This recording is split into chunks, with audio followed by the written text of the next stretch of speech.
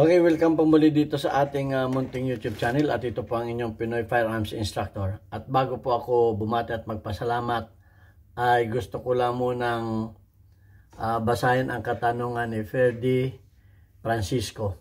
At sabi niya, Sir, good PM po, pwede po ba ako maka-ask ng advice? Bala ko po kasi bumili ano pong maganda para sa inyo.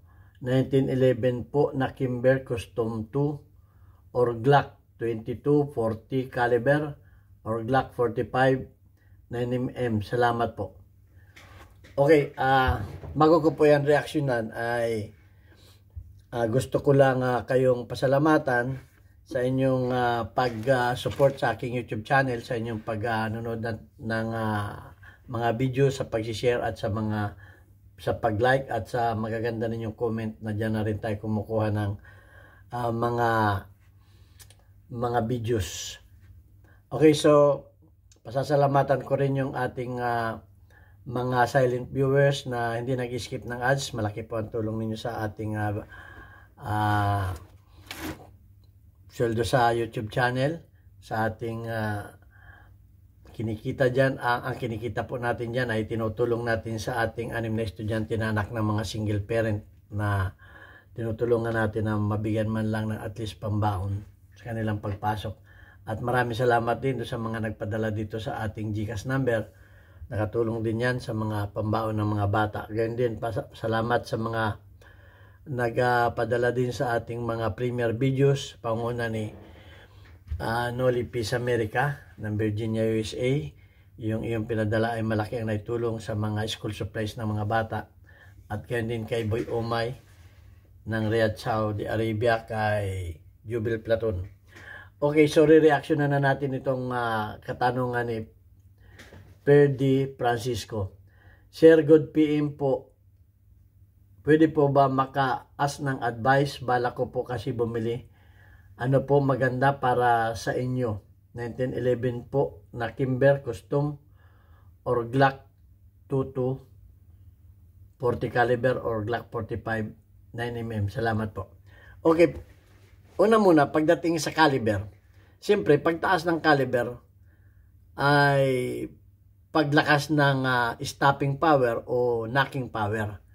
So, siyempre, pag 45, may 45 din na Kimber, may at saka na Glock. So, pagtaas ng caliber, paganda ng paglakas ng stopping power at knocking power, kumbaga. Yung iba ayaw ng knocking power, gusto stopping power. So ayan, wala na tayong pagtatalunan doon. Kung titingnan natin ang una sa lahat, wala akong ngayong 1911 pero meron tayong ngayong Glock. Pag titingnan natin ang looks yung ganda, appearance, mas nagagandahan ako sa 1911.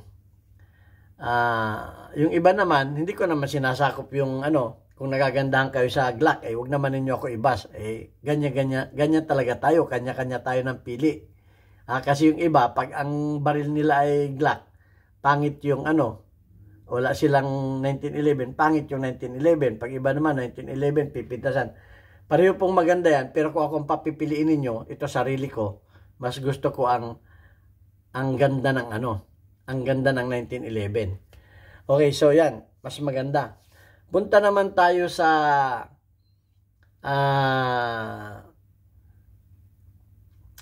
lakas. Okay, nasa caliber na yan. Konti lang naman ang inihaba ng konti lang ang inihaba ng barrel ng Glock. Nasa 4 point basta konti lang, mga centimeter lang ang inihaba ng Glock. Siyempre, ng 1911, sorry. So, siyempre, pag mahaba ang barrel, may lakas na kaunti. So, punta naman tayo sa sa performance. Ayan. Sa performance, masasabi ko na ang Glock ay, yung mga Glock namin dito, jump free. Jump free. Birang-bira mo yun, maliban lamang kung defective na yung bala, ay maganda. Sa mga sa mga 45, medyo sa mga 1911, medyo namimili ng bala yan. Namimili ng bala ang 1911, ang masasabi ko. Pero kung ang 1911 naman ninyo ay naka-tune up ng maayos, wala kayong masyadong ginalaw, magandang pagka-truthing, magandang hindi na rin nahuhuli. Pero masasabi ko lang sa inyo, ang Glock ay jump free sa aming karanasan. So, yan. Pagdating naman sa capacity, yan, dito tayo nakakatalo sa capacity. Mas marami ang capacity ng Glock. Kasi single stack ang Kimber na custom 2. So mas marami ang capacity ng bala doon, pagdating doon. So pagdating naman sa pang-carry, yan. Pagdating sa pang-carry, mas gusto ko ang Glock. Mas magaang, mas mabigat kasi ang ang 1911 Okay, mas mabigat. So siyempre, pag magaan, paganda ng carry. Yan. Pagdating sa paglaro, yan. Ang Glock, magandang ipanlaro ang Glock. Wala rin ako masabi sa Glock. Magandang ipanlaro, lalo jump free yan. So, nalalagyan mo rin ng mga accessories. Nalalagyan mo rin ng accessories yan. O, pagdating naman sa sa trigger pull, wala na ang Glock, may nakakabili ka na rin ng mga napapalitan na rin yan ng mga trigger assembly para mapa-enhance mo yung yung trigger. Ang Glock, ang 1911 na rin yan, nagagawan din yan. So wala akong diyan. Pagdating lamang, nagkakatalo lamang yan pagdating sa pag-carry. Pagdating sa pag-carry ng baril. Pero sa tibay naman, dito naman tayo nakakatawa sa tibay. Ang tibay ng 1911 ay subok na.